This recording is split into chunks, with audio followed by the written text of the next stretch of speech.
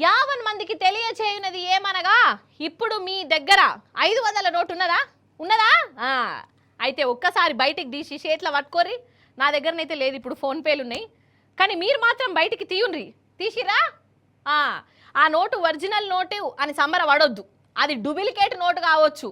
అరే అవంటనోళ్ళ హే గట్లెట్లుంటుంది, గాంధీ తాత ఉన్నాడు, వెండి గీత కూడా ఉన్నది, వెనకాల కళ్ళద్దాలు కూడా ఉన్నాయి, ఒరిజినలే అని నమ్మకంగా చెప్పొద్దు.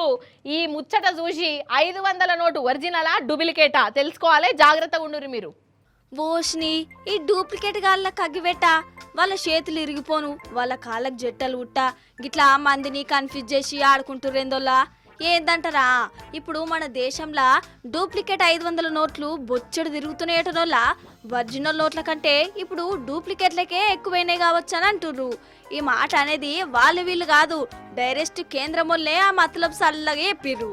లెక్కకైతే ఒరిజినల్ నోట్ ఏందో డూప్లికేట్ నోట్ ఏందో ఇట్లా ఒకసారి పరీక్ష పెట్టి చూస్తే తెలిసిపోయేది ఇన్నొద్దులు. కానీ ఇప్పుడు అట్లా కాదట, ఈ డూప్లికేట్ గాళ్ళు కూడా మించిపోయిర్రు, టెక్నాలజీని మస్తు వాడుకుంటుర్రు. సేమ్ అస్సలు నోట్ల లెక్కనే ఈ డూప్లికేట్ నోట్లను ముద్దరగొట్టి తిప్పుతుర్రట. అసలు 2 నోట్లను పక్కన పెట్టి ఒరిజినల్ ఏందో డూప్లికేట్ ఏదో కూడా చెప్పలేమటనోళ్ళ ఆగో గంత బందోబస్తుగా తయారు చేసిరు సుమి, జర పైలమని అంటుర్రు. అయ్య గట్లయితే ఎట్లా, లంగ పని చేసేటోడు ఏదో ఒక తప్పు చేస్తాడు కదా, మరి వీళ్ళు చెయ్యలేదా అని అనిపించచ్చు.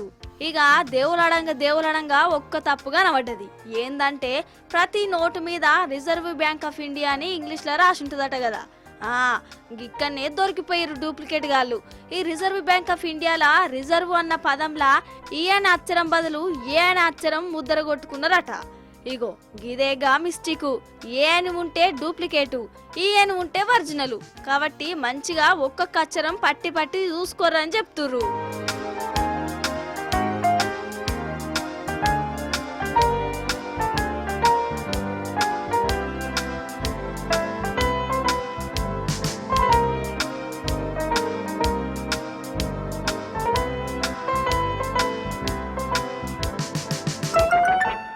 సరే చదువుకున్నోళ్ళంటే అక్షరాలు పరీక్ష పెట్టి చూసి పోల్చుకుంటారు, మరి చదువురానోళ్ళ పరిస్థితి ఏంది, ముసలోళ్ళకి అత్తేంది, వాళ్ళు ఎట్లా చూడాలి? దందాలు చేసేటోళ్ళు ఆగమాగంలో నోట్లు తీసుకుంటారు, వాళ్ళకి ఎట్లా ఎరక కావాలి?